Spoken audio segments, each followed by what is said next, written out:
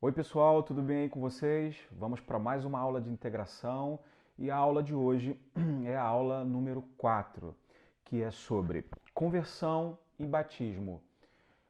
Quando a gente fala de conversão, a gente não está falando simplesmente de uma mudança de direção. É também, estamos mudando de direção. Estamos mudando a forma de olhar para as coisas, a forma de olhar para o mundo. E essa conversão, ela precisa partir de uma mudança que começa dentro de mim, não uma mudança apenas exterior. Existe muita gente que se converte a uma ideia, se converte a uma religião, mas a conversão que a palavra de Deus ensina é algo que muda quem eu sou lá dentro, sabe? A minha forma de enxergar o mundo, tudo tem que mudar.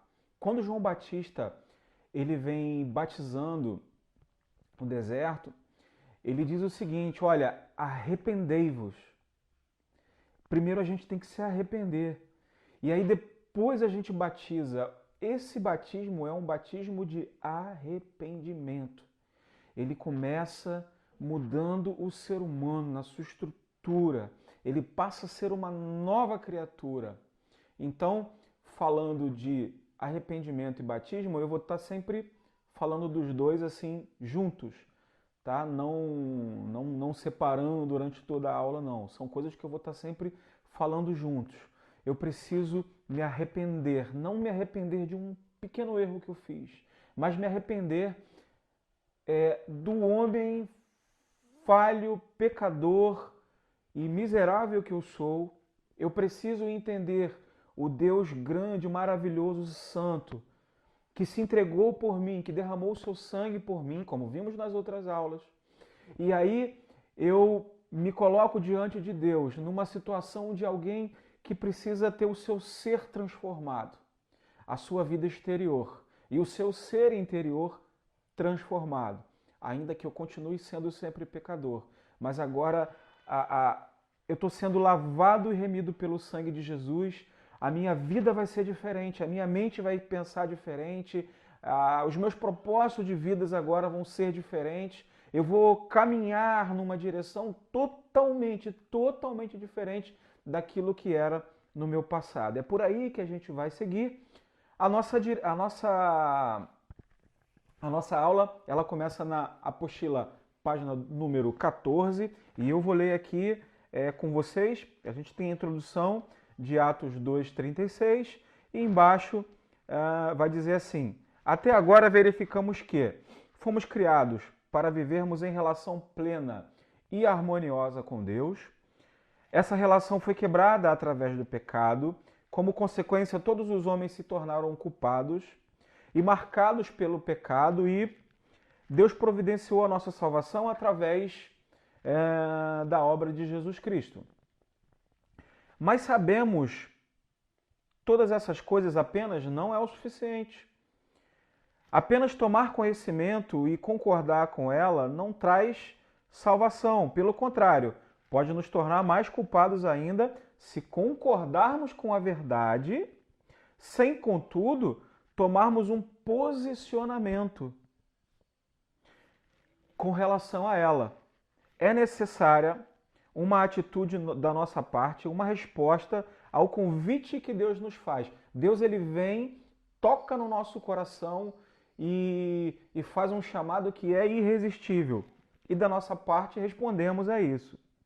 Vendo o texto acima, observamos que após a mensagem do Evangelho ser proclamada por Pedro, os ouvintes foram compungidos a tomar uma posição. A pergunta feita aos apóstolos foi: que faremos, irmãos? A resposta imediata foi: arrependei-vos. E cada um de vós seja batizados em nome de Jesus Cristo, para perdão dos pecados, e recebereis o dom do Espírito Santo. Viu o passo a passo? Ele toca na gente, a gente se arrepende e somos batizados.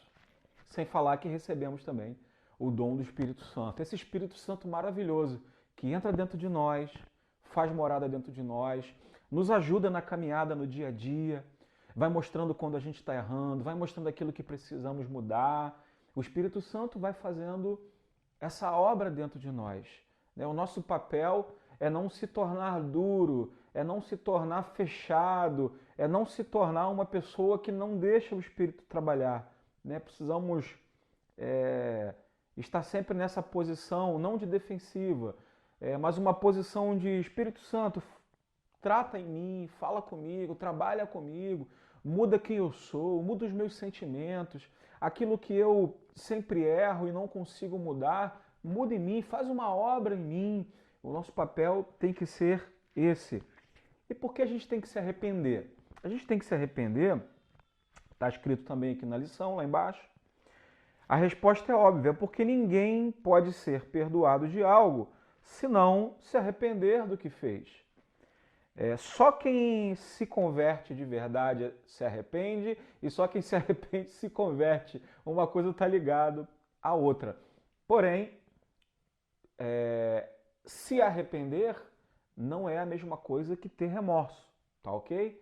Remorso é aquela certeza de que você fez alguma coisa errada. Você foi ali, cometeu um erro, fez alguma coisa errada e você, caramba, que erro que eu cometi, que coisa terrível, poxa, dei mole. Isso é um remorso. Agora, arrependimento, não. Arrependimento é quando você tem a noção de que fez uma coisa errada, você sabe que fez errado, aquilo te causa dor, aquilo te causa tristeza, aquilo mexe com você, e aí você fala assim, meu Deus, que coisa errada que eu fiz. Eu não posso mais fazer isso, você sente aquela culpa, você fica triste e você não quer fazer mais. Você entende que você precisa mudar. E quando o sentimento é esse, aí sim a gente pode chamar isso de arrependimento e não remorso, que remorso qualquer pessoa sente e pode sentir em relação, a qualquer, em relação a qualquer coisa. Na página 15, lá embaixo, a gente vai falar sobre algumas coisas que são muito importantes para que aconteça o arrependimento. Bom, primeiro a gente precisa reconhecer o nosso pecado. Ou seja, a gente não pode ficar na defensiva. Olha, eu sou cristão, eu sei que eu tenho que mudar, eu vou mudar isso, eu vou mudar aquilo, mas isso daqui eu não vou mudar. Aquilo dali eu não vou mudar. Isso aqui, meu Deus, deixa aqui que eu administro do meu jeito. Não. A gente precisa reconhecer todos os nossos pecados. Reconhecer que precisa mudar. Reconhecer que precisa de uma obra de Deus na nossa vida. E precisamos também sentir tristeza pelo pecado. Porque aquele que já entregou a sua vida para Jesus, que o Espírito Santo entrou nele, essa pessoa, ela não vive pecando. Continuamos sendo pecadores. Mas a gente não fica pecando toda hora, caindo sempre nos mesmos erros, fazendo sempre as mesmas coisas erradas. Porque o Espírito Santo trabalha em nós. E se ele trabalha em nós, a gente precisa aos poucos ir abandonando esse pecado. E precisamos também, se o arrependimento ele é verdadeiro, se a gente quer se arrepender de verdade, a gente precisa reparar os erros que nós cometemos. Se a gente cometeu um erro com alguém, se a gente feriu alguém, se a gente tem uma situação mal resolvida com alguém, o certo é que a gente procure, que a gente conserte, que a gente repare o erro que a gente cometeu, e isso sim é sinal de que o nosso arrependimento ele é verdadeiro. Não adianta a gente dizer que se arrependeu e as nossas atitudes não estão dizendo isso, né? A gente não diz isso com os nossos atos. Virando a página, a gente vai ver que precisamos crer em Cristo totalmente, precisamos entregar tudo o que temos e tudo o que somos para Ele. Não pode ter dúvida de que Cristo vai fazer uma obra na nossa vida. A gente tem que crer. Precisamos confessar para Ele os nossos pecados. Falar com Ele, Senhor, eu sou falho, pecador, dependo da Tua graça. Os meus erros, as minhas falhas são nessa área, naquela área. Tenho dificuldade com isso, tenho dificuldade com aquilo. E o Espírito Santo vai nos ajudando. Quem não confessa o pecado fica numa situação muito difícil. Precisamos confessar. Né? Se confessares os vossos pecados, Ele é fiel e justo para perdoar os nossos pecados e nos purificar de toda a injustiça. Bom, uma vez que a gente se arrependeu, uma vez que a gente agora se converteu, uma vez que a gente entregou a nossa vida para Jesus e estamos nesse processo, né, que a conversão, ela, na verdade, vai acontecendo no dia a dia. Você vai fazendo essa entrega, vai se dando, vai pedindo ao Espírito Santo e ele vai te mudando. Muitas pessoas mudam muito rápido e algumas outras pessoas mudam com o tempo, isso demora, é um processo mais longo, não tem problema. O importante é que você está caminhando, está se entregando. Então aí você vai chegar ao ponto de se batizar.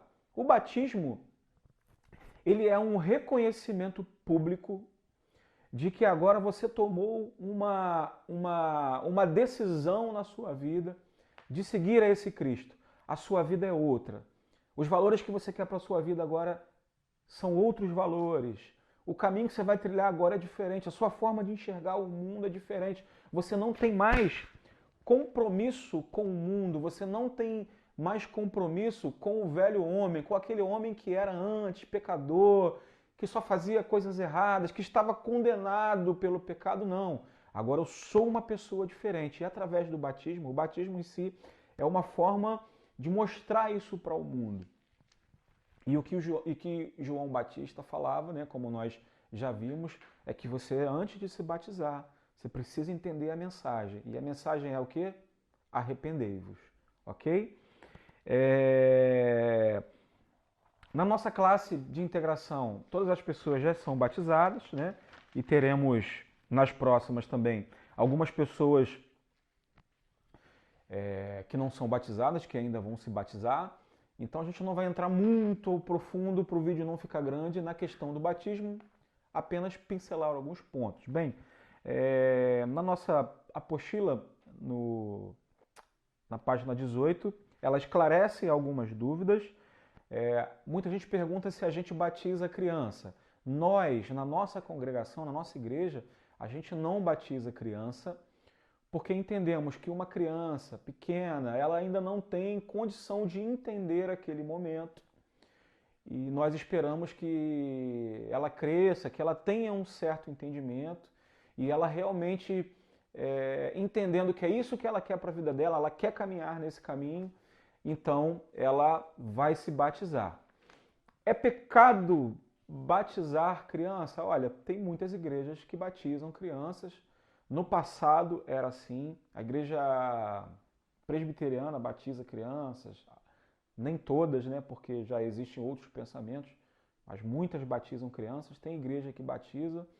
Não é questão de ser pecado ou não ser pecado. Nós entendemos, esperamos, a gente prefere esperar que a criança cresça e tenha um entendimento para poder se batizar, ok? Outra coisa, normalmente quando a pessoa se batiza, ela começa também a ceiar. Então a igreja ela tem um padrão. Como que é esse padrão? A pessoa se converte, ela tem um entendimento de quem ela é, do que ela precisa mudar, e ela tendo certeza disso, ela vai e se batiza. Depois que ela se batiza, ela começa a ceiar junto com a congregação. Aí normalmente surgem algumas perguntas do tipo, mas aí uma pessoa não pode ceiar, ou é errado ceiar sem ter se batizado? Não é questão também de ser errado, de não ser errado, né? A Bíblia diz que quem come e bebe do cálice sem discernir o corpo e o vinho, né, ou o corpo de Cristo e o sangue de Cristo, que é o pão e o vinho, ou o suco de uva, quem não tem esse entendimento, ela está acolhendo condenação para ela mesma.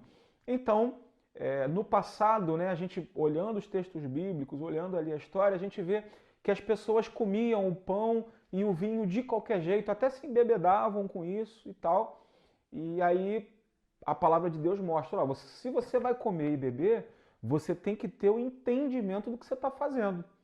Porque se for só uma comida e uma bebida, você está colhendo condenação para você. Então, para a gente ceiar, a gente tem que ter pelo menos o entendimento real do que isso significa. Do que é o corpo de Cristo significado pelo pão, o corpo que foi entregue por nós na cruz, e o cálice, né, significando, através do cálice, o sangue de Cristo que foi derramado na cruz. Se você entende isso, e se você já entregou a sua vida para Jesus, está em comunhão com uma igreja, e você tem esse entendimento, você pode cear sem problema, não é pecado. Porém, como um padrão, para que as coisas tenham ordem, decência, para que fique organizado, as igrejas têm o costume de manter esse padrão. A pessoa se converte, caminha um tempo, depois ela faz classes, entende um pouco mais a palavra, se batiza e depois de se batizar, ela começa a cear. Tá ok? Então, aqui na última página da lição, página 20, lá embaixo vai dizer o seguinte: como devemos participar da ceia do Senhor? As orientações do apóstolo Paulo são assim, ó: com reverência e amor, em unidade, aguardando o irmão, também repartindo os recursos naturais, emocionais e espirituais, em amor, com confiança em sua volta, ou seja, eu preciso ter certeza, eu tenho que crer que ele vai voltar, porque esse é o propósito, né? E de modo digno, com temor, isso é, com respeito, com discernimento, entendimento e fé no que está fazendo. E segundo, a sua avaliação. Se avalie, olhe para você. Se existem coisas em você que precisa mudar, mude, fale com o Senhor, Senhor me ajuda, muda esse homem que eu sou, eu tenho esse peso de pecado dentro de mim, e Deus, através do Espírito Santo, vai mudando você, vai fazendo a obra na sua vida. Alguns mudam mais rápido, alguns demoram um pouco, mas olha, se você crer, entregar a sua vida para Jesus e pedir que o Espírito Santo faça uma obra na sua vida, ele vai fazer. Isso aí eu tenho certeza, tá bom? Que Deus te abençoe. Leia a apostila toda, os detalhes ali, as histórias, os exemplos, né? Esse vídeo é apenas um resumo para não ficar muito longo, para não ficar comprido demais, né? E até a próxima aula, tá bom? A gente se encontra por aqui. Um grande abraço, tchau, tchau.